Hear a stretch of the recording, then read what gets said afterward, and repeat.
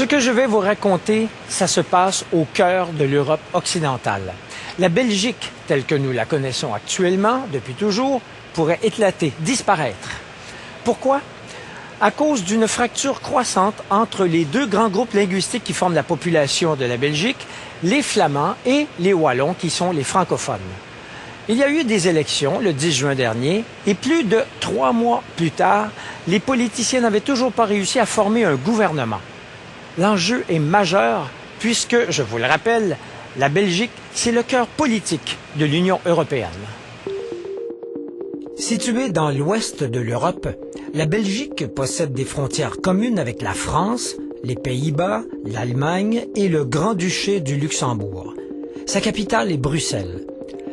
La Belgique compte 10,5 millions d'habitants, un pays au confluent de deux civilisations. En Belgique se rencontre la civilisation latine, qui inclut notamment les peuples parlant le français, et la civilisation germanique, qui inclut les peuples parlant l'allemand et le néerlandais, la langue parlée aux Pays-Bas. 59% des Belges ont pour langue maternelle le néerlandais, qu'on appelle en Belgique le flamand. 40% ont pour langue maternelle le français et 1% l'allemand. Ces trois langues sont aujourd'hui les langues officielles en Belgique. Mais, comme au Canada, en Belgique, la vie politique a beaucoup été influencée par un conflit linguistique. Un conflit linguistique qui met aux prises les Flamands et les francophones. Retournons en 1830. Le territoire qui constitue aujourd'hui le Royaume de Belgique se sépare des Pays-Bas.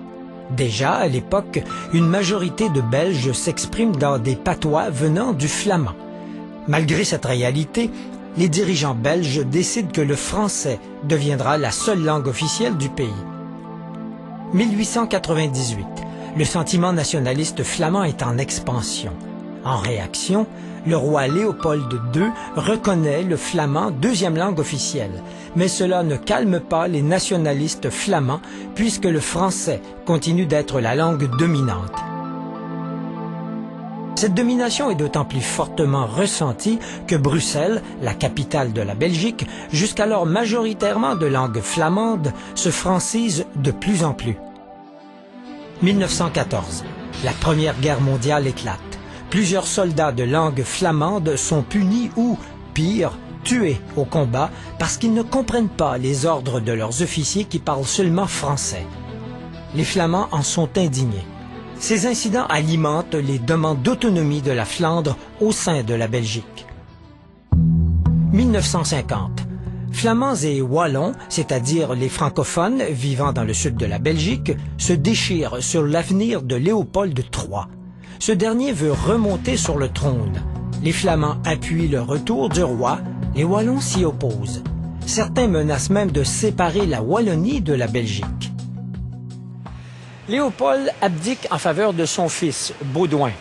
Baudouin Ier a beau être populaire, il ne peut empêcher une radicalisation des communautés flamandes et francophones. Plus le temps passe, plus Flamands et Wallons sont à couteau tiré.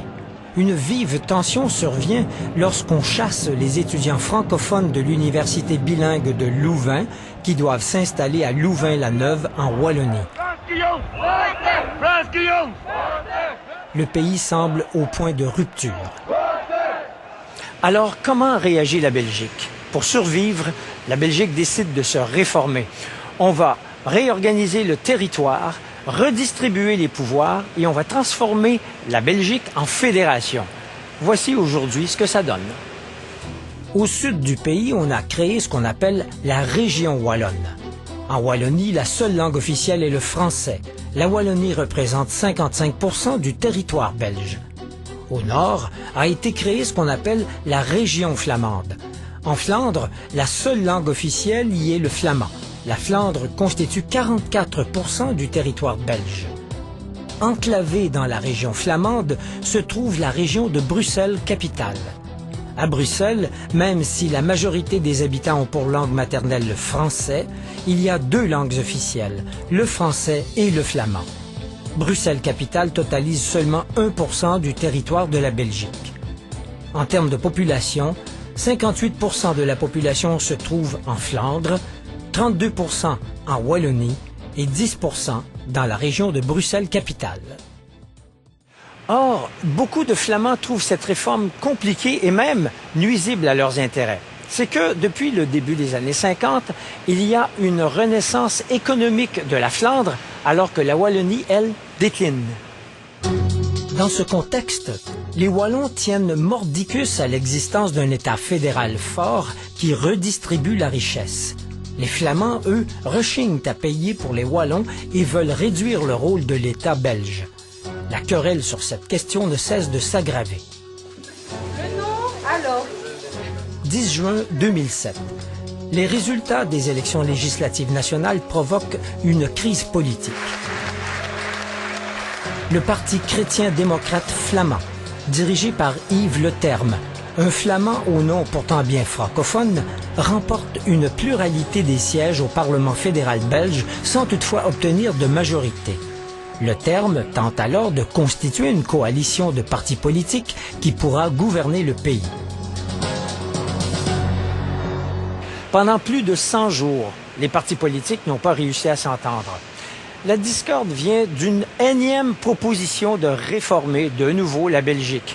Les partis flamands souhaitent diminuer le rôle de l'État central, de l'État fédéral, alors que les partis wallons, eux, veulent renforcer le rôle de l'État central. Le tout a dégénéré en crise politique qui menace l'avenir du pays, de la Belgique. Flamands et Wallons se disputent de plus en plus ouvertement. Yves Le Terme a insulté les Wallons lorsqu'il les a traités d'handicapés intellectuels, parce que peu apprennent le flamand. En septembre, un parti nationaliste flamand a tenté de faire adopter au Parlement régional flamand un texte préconisant la tenue d'un référendum sur l'indépendance de la Flandre.